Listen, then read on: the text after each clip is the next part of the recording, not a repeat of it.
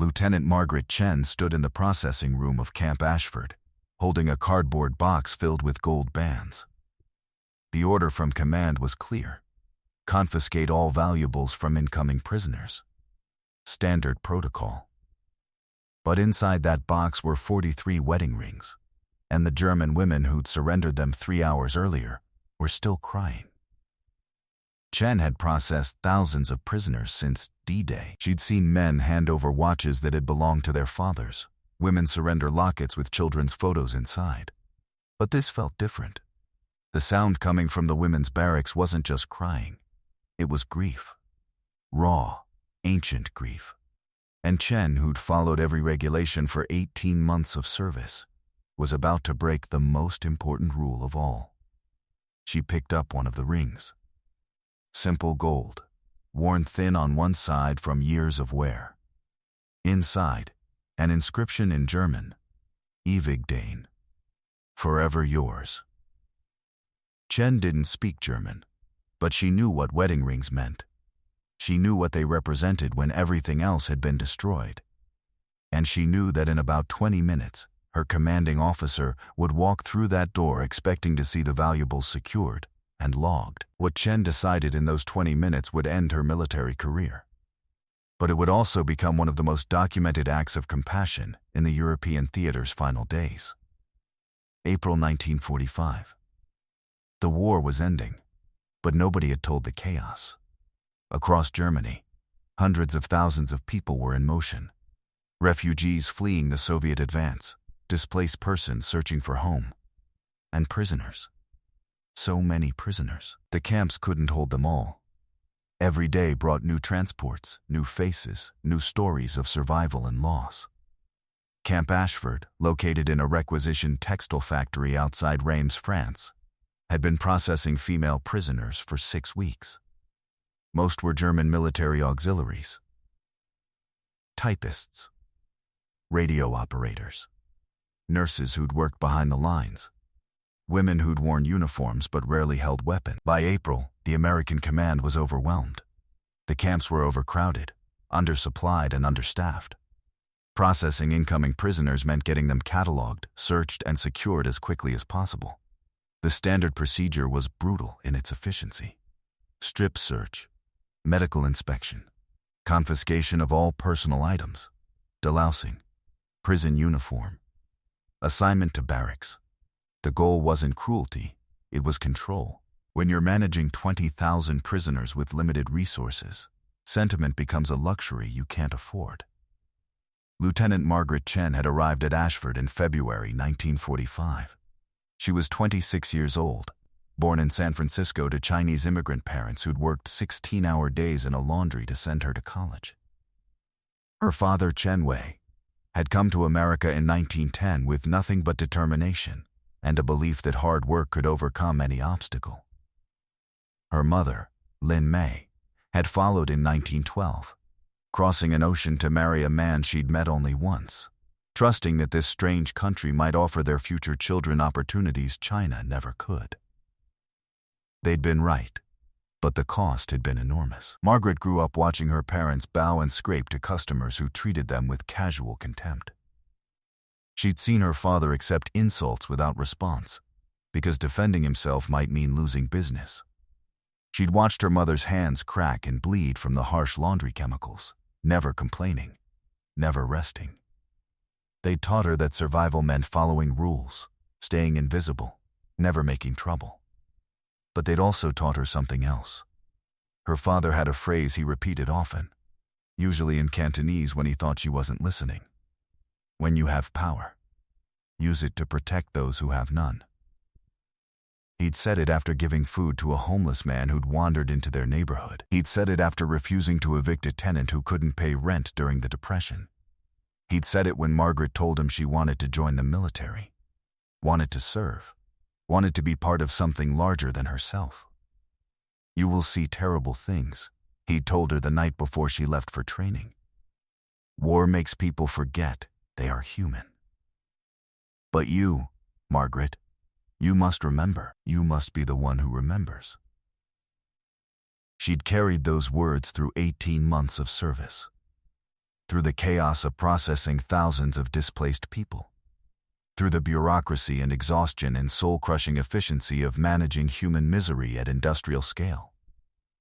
She'd followed every rule, executed every procedure, maintained the distance between officer and prisoner that regulations required, until the wedding rings. Chen had joined the WAC in 1943, trained as an administrative officer, and spent a year processing paperwork in London before volunteering for field assignment. She wanted to be useful. She wanted to see the war that had consumed the world for 6 years.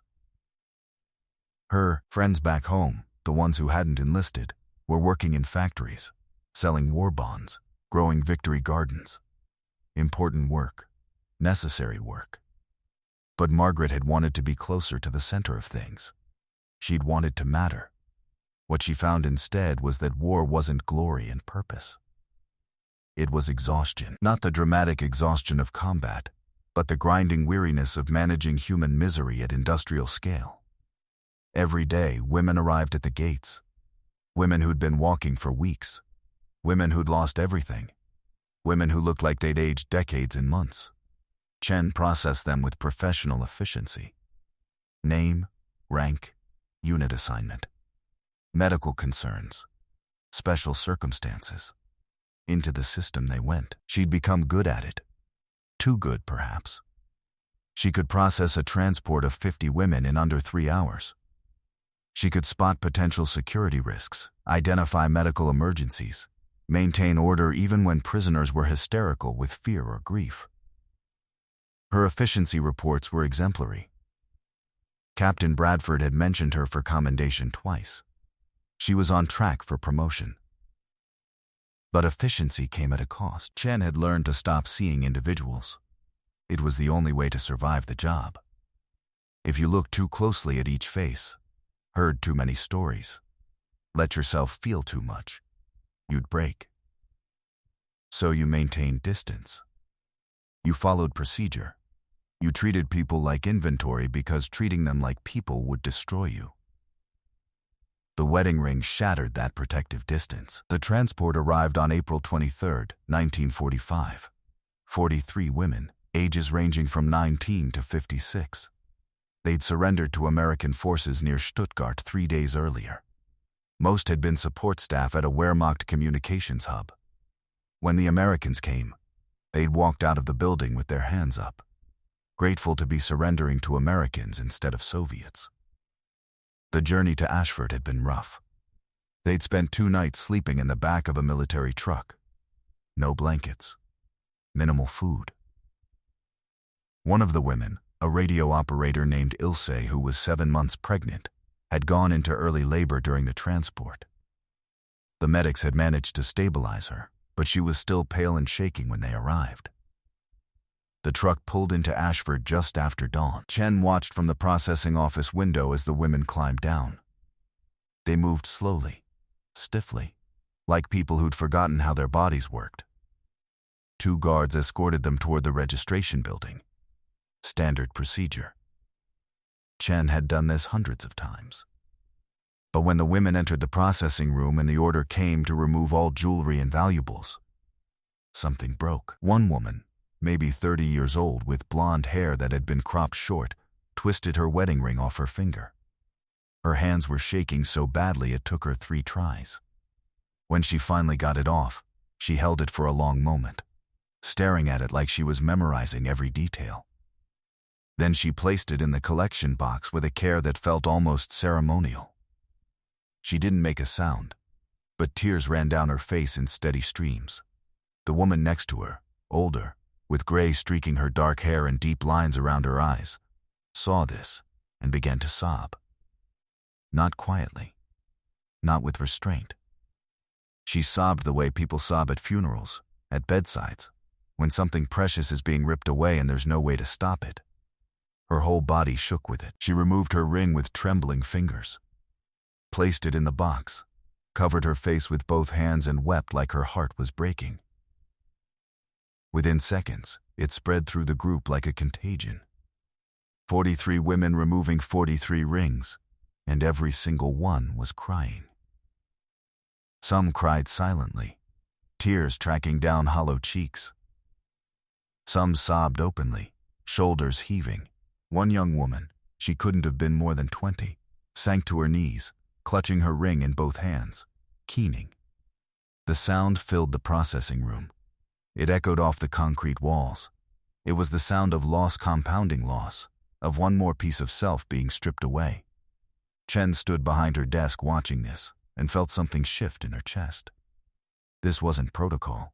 This was cruelty dressed up as efficiency. Sergeant Morrison, who'd been working the camp for 4 months and had seen everything, stepped close to Chen. "Don't," she said quietly. "I know what you're thinking. Don't. They're wedding rings," Chen said. "They're valuables. Command says confiscate valuables." Morrison kept her voice low. "You know what happens if you don't follow orders." Chen did know. She'd seen 2 officers reassigned for being too lenient with prisoners. One lieutenant had allowed a German officer to keep a photograph of his children, just a photograph, and ended up facing a disciplinary hearing. He'd been transferred to a supply depot in Wales, his career effectively over. Another officer had looked the other way when prisoners traded cigarettes, something everyone knew happened but nobody officially acknowledged. When the Inspector General visited and found out, the officer was demoted and shipped stateside. The military didn't tolerate sentiment. Not now. Not with the war still technically ongoing. Regulations existed for reasons. Order had to be maintained. The system couldn't function if every officer started making individual exceptions based on personal feelings. But the crying continued. And Chen couldn't stop looking at that box of rings.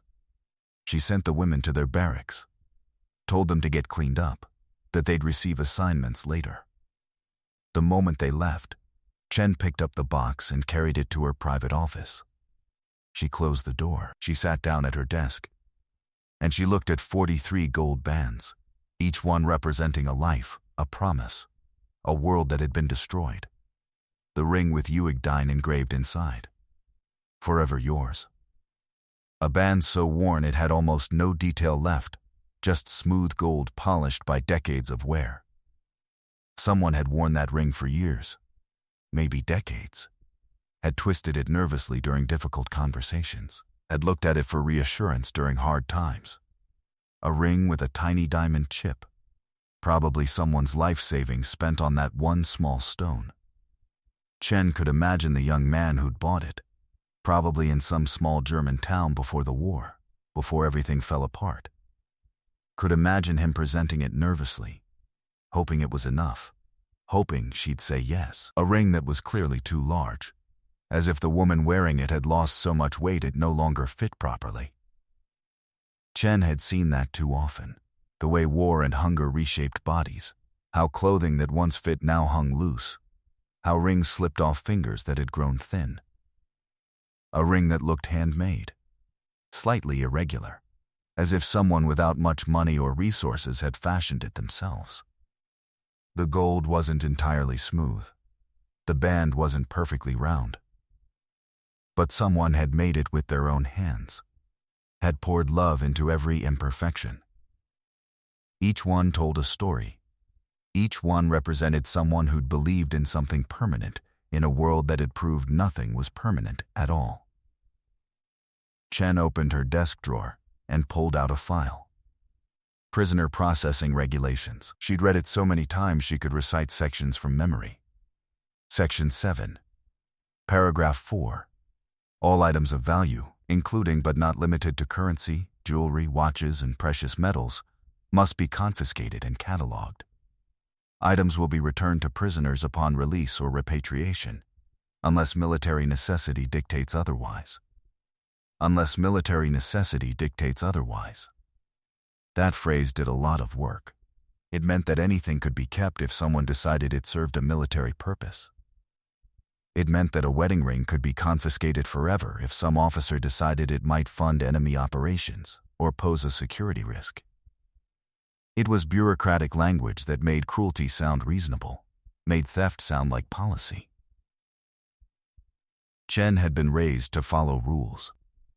Her parents had survived in America by being invisible, by never causing problems.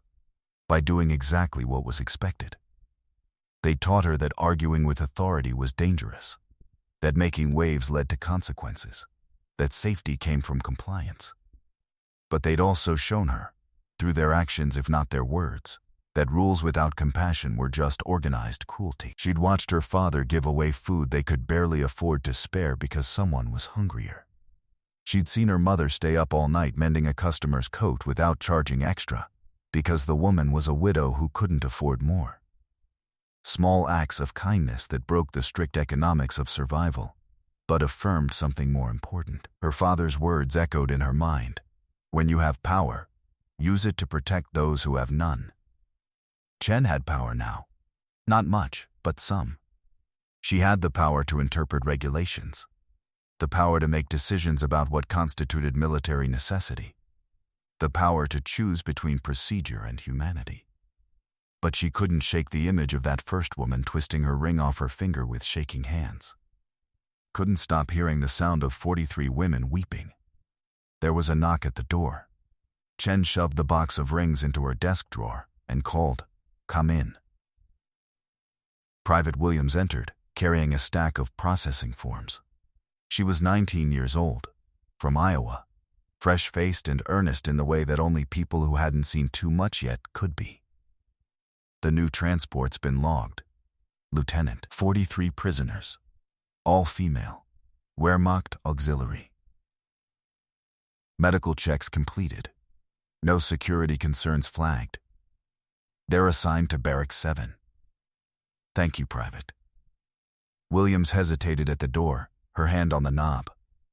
Lieutenant, the women are asking about their rings. When they'll get them back. Tell them they'll be returned upon repatriation. Standard. Procedure. Yes, ma'am. Williams paused again. Lieutenant, if I may. Yes, Private? One of the women. The pregnant one? She's asking if she could keep her ring. She says the baby is due soon and she wants to have it when the child is born. As a way to honor the father or something. He died at Normandy, she said. Chen felt something tighten in her chest.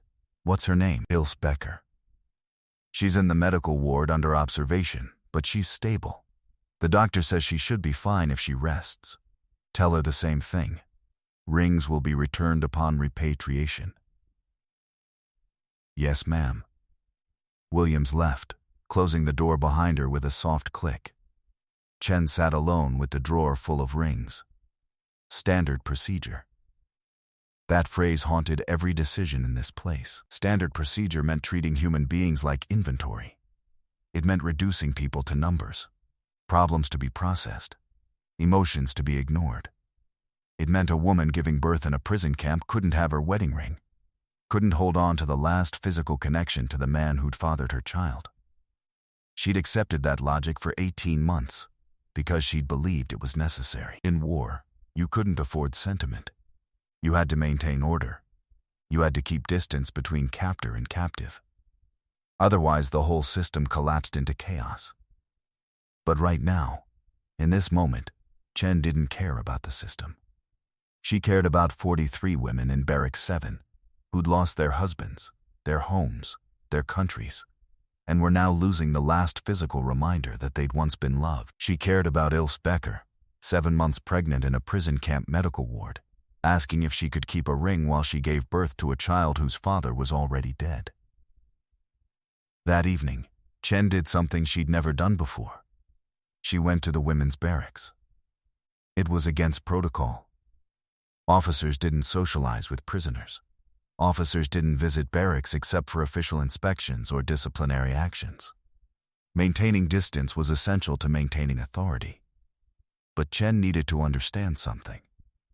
She needed to know if what she was feeling was sentiment, or something more important. She needed to look these women in the eyes and decide if the regulations made sense, or if they were just bureaucratic cruelty wearing the mask of order. Barracks 7 was a long converted factory floor with rows of metal cots lined up in precise military formation. 43 women occupied about half the available space. The building still smelled faintly of machine oil and fabric dye from its previous life. High windows let in the fading evening light, painting everything in shades of amber and gray. When Chen entered, every conversation stopped. The women stood at attention the way prisoners were supposed to when an officer appeared. They stood with military precision, backs straight, eyes forward, waiting. At ease, Chen said. Her German was limited to basic commands and phrases picked up over months of processing prisoners. Sit. Please.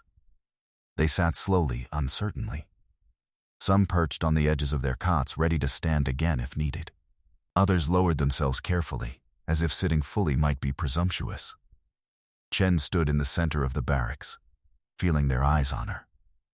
She'd rehearsed what she wanted to say during the walk over, but now that she was here, the words felt inadequate. The barracks was quiet except for the distant sound of trucks moving in the compound, the murmur of voices from other buildings, the mechanical hum of camp life. 43 women watched her and waited. Your rings, Chen started, then paused. How did you explain that you needed to understand why pieces of gold mattered so much? How did you ask women who'd lost everything to explain the significance of one small thing? I need to understand. Why are they so important?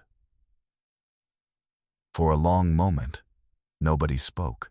The women looked at each other, uncertain whether this was a trap, whether honesty might bring punishment. Finally, the older woman who'd sobbed during processing stood up. She was maybe 50. Chen realized now, though the war had aged her. Gray hair pulled back severely from a face that had once been beautiful and was now just tired. Deep lines around her eyes and mouth, hands that trembled slightly as she clasped them together. You are married? The woman asked in careful, heavily accented English. Chen shook her head. No. The woman nodded slowly, as if this explained something fundamental. Then is hard to understand. Wedding ring is not jewelry, is not decoration. She touched her empty ring finger unconsciously, a gesture so habitual she probably didn't realize she was doing it. Is promise. When everything else is gone, husband, home, life you knew, the ring remains. Is proof something good existed. That you were loved. That you loved someone. She sat down, and another woman stood. This was the blonde one with the cropped hair who'd been first to remove her ring during processing. Up close, Chen could see how young she actually was. Maybe 24, 25 at most. About the same age as Chen's younger sister back in San Francisco. My husband was killed in Russia. 1943, winter offensive. The woman's voice was steady, but her hands shook. We were married 6 months before he deployed. 6 months. I don't know where he's buried. I don't know if there was funeral. When the telegram came, it said only killed in action. No details. No body. No grave to visit. She paused, struggling for the English words. The ring was all I had left of him. When I wear it, I can remember what his hands looked like. I can remember how he put it on my finger in the church and promised forever. Without it, the memory fades. The details disappear. You understand? Chen did understand. These weren't valuables in any meaningful economic sense. They were anchors. They were the thing that kept these women tethered to the people they'd been before the war destroyed everything. A third woman stood, older than the blonde but younger than the first. Maybe 40. My husband is alive. I think. I hope. She spoke slowly, choosing each word with care. We were separated during the evacuation from Berlin. The city was burning. Russians were coming. Everyone was running. I got on one truck, he got on another. We were supposed to meet in Munich. That was the plan. But I don't know if he made it. If he's in prison camp somewhere. If he survived the journey. If he's looking for me. Her voice cracked. But when I look at this ring, when I looked at ring, I could believe we find each other again. That somewhere he wears his ring and thinks of me. That the promise still exists even when everything else is broken. The woman with the inscription, Uig Dine, raised her hand timidly, like a schoolchild asking permission to speak. Chen nodded to her. I am widow 3 years, the woman said quietly. My Hans died at El Alamein, North Africa, 1942. We were married 15 years when he died. 15 years. She held up her ringless hand. Every morning when I put on that ring, I said good morning to him. Every night when I took it off to sleep, I said good night. Is foolish? Yes. Talking to dead man through piece of gold? But it helped. It made the loneliness less heavy. It made me feel he was still with me somehow. One by one, other women stood and spoke. Their English varied, some fluent, some halting, some barely managing a few words, but the message was the same. The rings weren't objects. They were memories made solid. They were proof of identity when everything else had been stripped away. They were the thin thread connecting the present to a past when these women had been wives, mothers, lovers, people with names and stories and lives that mattered. A young woman, she looked about 19, spoke in German, and another woman translated. She says her ring was her grandmother's. 3 generations wore it. Her grandmother, her mother, then her when she married. Her husband is alive, a prisoner in Belgium. She says the ring is family history. Without it, she loses not just her husband, but her whole family's story. Another woman, weeping as she spoke, my ring is from my second marriage. My first husband died in car accident before the war. I never thought I would love again. Then I met Friedrich. He understood grief. We healed each other. He died at Stalingrad. The ring reminds me that even after terrible loss, love is possible. That I was brave enough to try again. Without it, I forget I am capable of hope. The stories continued, each one different, each one the same. Loss and love and memory and identity, all bound up in circles of gold. Finally, Chen held up her hand for silence. The women stopped speaking and looked at her expectantly. What if you could keep them? Chen asked quietly. The barracks went absolutely silent. The women stared at her like she'd spoken in a language they didn't understand, like the words didn't make sense even though they'd heard them clearly. The rings, Chen clarified. What if I return them? Let you keep them? Is not allowed, the older woman said carefully, suspicion and hope warring in her voice. Is against rules. Against regulations. I'm asking hypothetically. If you could keep them, would it matter? The blonde woman, Chen learned later her name was Greta, walked across the barracks until she was standing directly in front of Chen. Up close, Chen could see the exhaustion etched into her young face, the dark circles under her eyes, the way her uniform hung loose on a frame that had once carried more weight. If I could keep ring, Greta said, her voice breaking, it would mean I still exist. That I am not just prisoner, not just number, not just defeated enemy.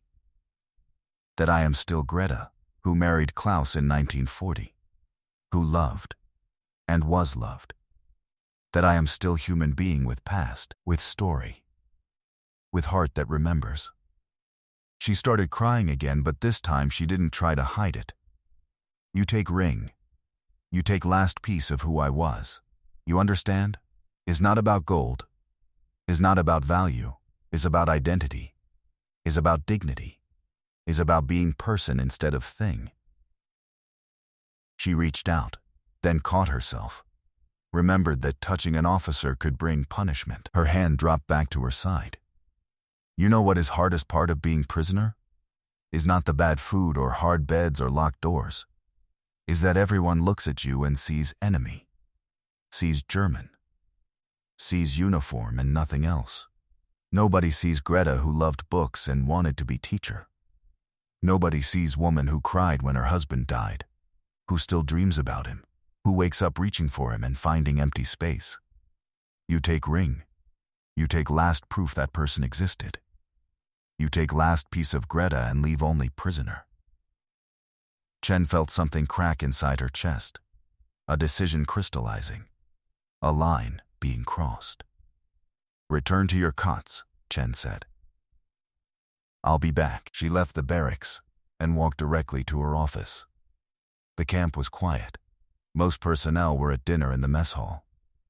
Guards patrolled the perimeter, but the interior pathways were empty. Chen's footsteps echoed on the concrete.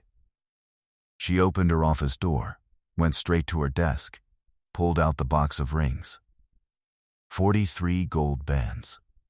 43 stories. 43 women whose humanity had been reduced to protocol and inventory. Chen picked up the box and carried it back across the compound. When she entered Barracks 7 again, the women were sitting on their cots in tense silence. They looked up as she entered, saw the box in her hands. Nobody moved.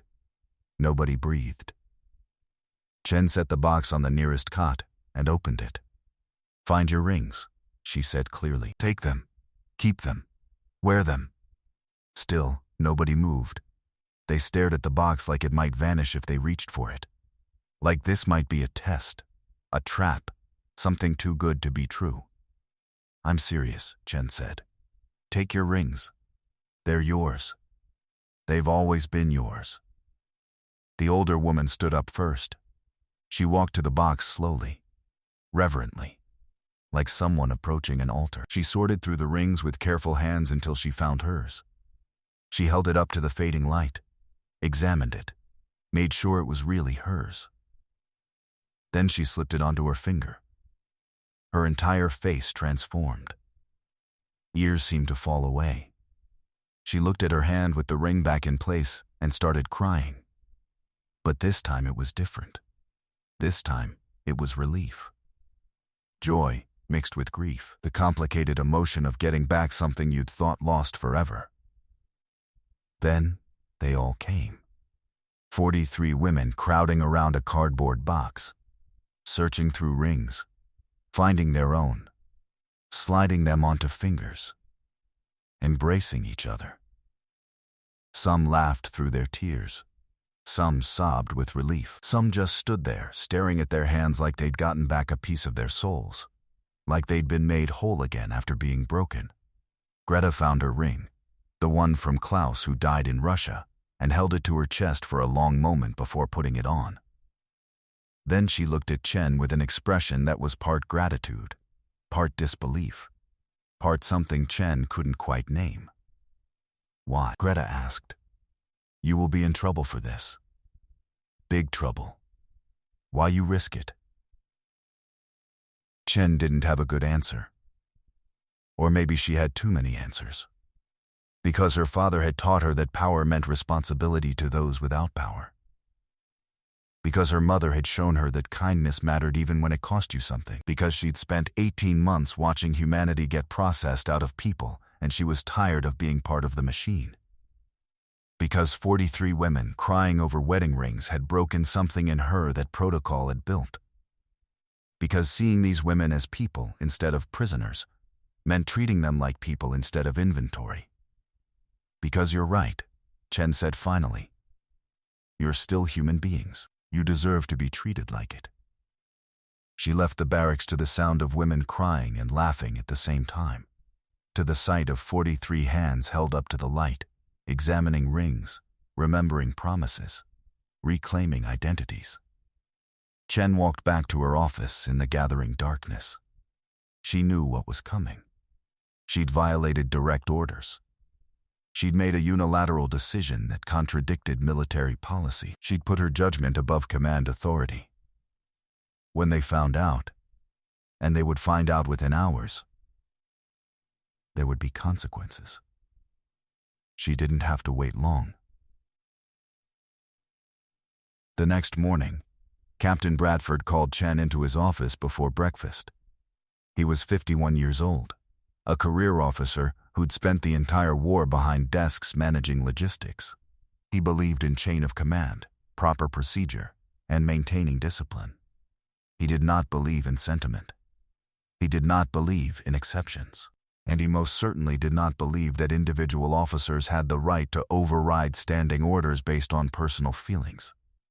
"Lieutenant Chen," he said without preamble, not inviting her to sit, "I've received a report that you returned confiscated valuables to prisoners without authorization. Is this accurate?" Chen stood at attention. "Yes, sir." "Wedding rings specifically?" "Yes, sir." Bradford leaned back in his chair, studying her with an expression that mixed disappointment and something else. Curiosity, maybe. Or perhaps exhaustion with the whole situation. "You understand that confiscation of valuables is not optional. It's standing policy from theater command. It's not a suggestion or a guideline. It's a direct order." "I understand, sir." "Then explain to me, and I genuinely want to understand this, why you decided that your judgment superseded military regulation. Why you thought you had the authority to unilaterally change policy." Chen had spent all night rehearsing this conversation. She'd prepared careful arguments about morale, about humanitarian considerations, about the war being essentially over, and symbolic gestures mattering for post-war reconciliation and European recovery. She'd planned to cite regulations about treatment of prisoners, to reference the Geneva Conventions, to frame her decision in military and strategic terms that Bradford might accept. But standing in his office, all those careful arguments evaporated. The truth was simpler and more damning. "Because it was cruel, sir," she said simply. "Taking their wedding rings served no military purpose. It didn't enhance security. It didn't prevent escape. It didn't gather intelligence. It was just cruelty disguised as procedure. Bureaucratic theft dressed up as policy." Bradford's expression didn't change, but something flickered in his eyes. "The military doesn't require you to like the procedures, Lieutenant. It requires you to follow them. Do you understand the difference?" "Yes, sir." "I don't think you do." Bradford stood up and walked to the window overlooking the compound. Early morning light slanted across the barracks, the guard towers, the fence line. Somewhere in Barrack 7, 43 women were waking up with their wedding rings back on their fingers. "We're managing 20,000 prisoners in this sector alone, with resources meant for 10,000. Every day brings more prisoners, more complications, more demands. And we're doing this with skeleton crews because most personnel are being redeployed east or prepared for Pacific transfer." He turned back to face her. "Do you know what happens when we make exceptions? When we let individual judgment override policy? The system falls apart. If you can decide that wedding rings don't need to be confiscated, then someone else decides photographs are fine. Then someone else decides letters. Then personal diaries. Then books. Then tools. Then anything. Because every officer is making individual calls based on what they personally think is important, or cruel, or unnecessary." "Sir, with respect, I'm not finished." Bradford's voice wasn't loud, but it carried command. "You think you helped 43 women feel more human. Fine, maybe you did. But what you actually did was create an impossible precedent. Next week, we'll process another transport. 50 women, maybe 60. They'll hear about the rings. They'll expect the same treatment. When we don't give it to them, because I will not extend your personal exception to everyone, they'll feel twice as dehumanized. They'll feel like they're being treated unfairly compared to the women before them." Chen started to respond, but Bradford held up his hand. "And it gets worse. Word spreads. Other camps hear about it. Prisoners start demanding their valuables back. Guards and officers face pressure to make more exceptions. Discipline erodes. And all of this, stems from one lieutenant who decided she knew better than theater command. One person who put her feelings above the system we're all trying to maintain." He sat back down at his desk, suddenly looking very tired. "Do you see my problem, Lieutenant? Not with your intentions, I believe you meant well, but with the precedent, the chaos. The breakdown of order that follows when everyone becomes their own authority? Chen stood at attention, saying nothing. Because Bradford was right about the practical implications. She had created a precedent. She had undermined the system. And there would be consequences that rippled far beyond 43 women in Barracks 7. But she still wasn't sorry. However, Bradford continued, and Chen looked up in surprise. However, I would be lying if I said I didn't understand why you did it. I'm not blind to the human cost of what we do here. I'm not unaware that some of our procedures are... He paused, choosing his words carefully. Harsher than strictly necessary. But my job isn't to make prisoners feel better. My job is to maintain order with limited resources in an impossible situation. And your job was to help me do that. He opened a folder on his desk. I'm recommending you for reassignment. You'll be transferred to administrative duty stateside. Fort Dix, New Jersey. You'll spend the remainder of your service processing discharge paperwork. It's not a court-martial. It's not a dishonorable discharge. It's a clear message that what you did cannot be tolerated, no matter how well-intentioned.